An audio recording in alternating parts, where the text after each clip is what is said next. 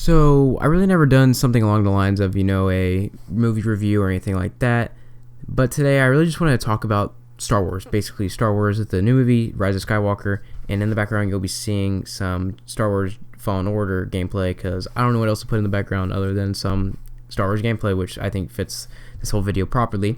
I'm not really going to be doing a movie review. I'm just going to be talking about something that's bothered me. But the start of it, a lot of people actually have been trashing this movie.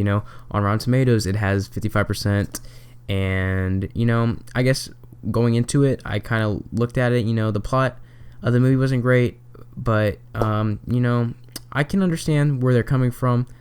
But the problem I have with this whole kind of topic is, how can you give The Rise of Skywalker a 55% Rotten Tomato score when The Last Jedi is sitting at 91%? Which, by the way, is one of the top Rotten Tomato scores Star Wars has ever seen. And just want to put this out there, The Last Jedi is one of the worst Star Wars movies made.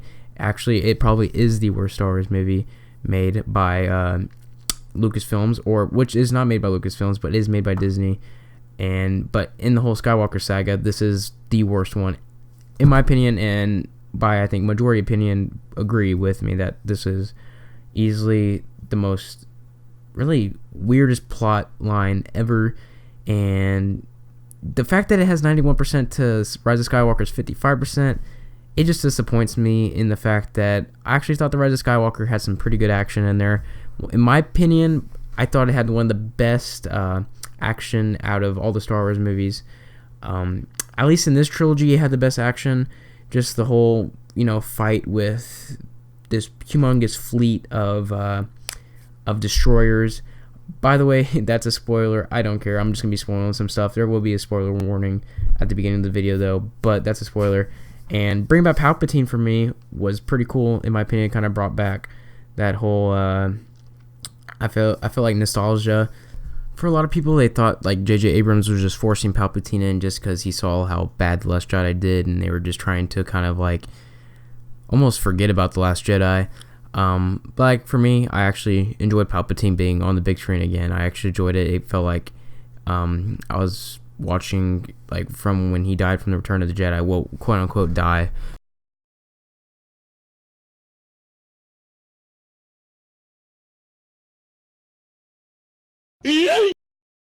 From the Return of the Jedi. We haven't seen Palpatine since Revenge of the Sith, basically. If we're going by timeline of when the movies were made. So for me, it was pretty cool. J.J. Abrams actually stated that they planned on Palpatine going from the start, from basically The Force Awakens all the way up to from The Rise of Skywalker. And it kind of makes sense. They build off of Rey. She never had parents, she never knew who her parents were in the first two movies. And in The Last Jedi, basically Kylo says, I know who your parents are and stuff like that. And he kind of did know, actually. If we go off of now what The Rise of Skywalker, he told Rey who her parents are, and basically she found out that she is a Palpatine. She is the granddaughter of Chancellor Palpatine, was Chancellor Palpatine, Emperor Palpatine. And that whole thing kind of like, kind of threw me off. I thought it was pretty cool, though. Just, seeing that how, like, all these family trees kind of add on. So, while I'm editing the video, something did cross my mind about Emperor Palpatine, and I kind of questioned this, was he getting that good, we're going to keep it kind of PG-13, that good female reproductive system, he had a daughter, or he had a son, from what The Rise of Skywalker says, and I'm just guessing, he had high authority. He was pretty, popular, and I'm guessing even though he was kind of an old man, he was getting that, good female reproductive system, as we will say, to keep it PG-13. And that's all I wanted to ask is, like, did he or did he not? So, also another thing that they feel like, they kind of felt, a lot of fans felt like that it ruined Anakin's legacy. In my opinion, I don't think it did. I don't think this really had nothing to do with Anakin's legacy. I mean, if you look at it, like, people say, Darth Vader did kill Palpatine. In my opinion, I still look back, I still feel like he did kill Palpatine. He did end the Empire and stuff. You could look at it now that he did control the First Order, and got them go all going and stuff like that. But I mean, I really don't look at it like that. I still see Palpatine dying, and just basically he was just pulling strings behind the First Order. But like I said, in my opinion, Anakin his legacy was never destroyed. He still did stop Palpatine from the Empire happening, and he still turned to the light side. People forget that Anakin still did turn to the light side in the end, and stuff like that. But now that we talked about the whole movie and my opinions about it, I just want to get into the whole thing that's been bothering me.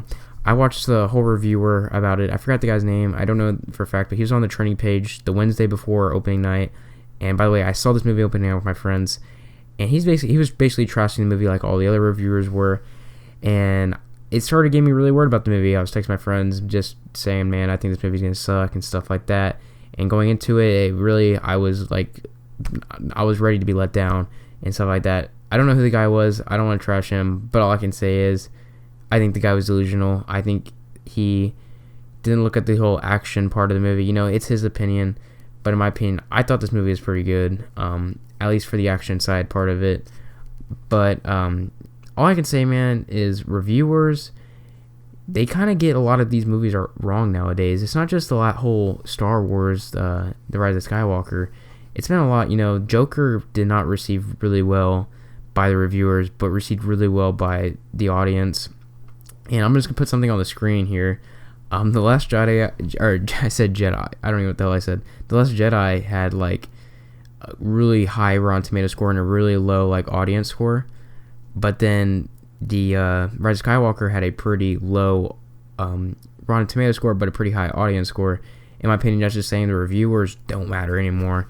And it's just, in my opinion, these whole reviewers getting people like ready for a movie and like kind of convincing you not to go and stuff like that, it's kind of getting bullshit to the point where I don't think these reviewers really know what they're talking about anymore.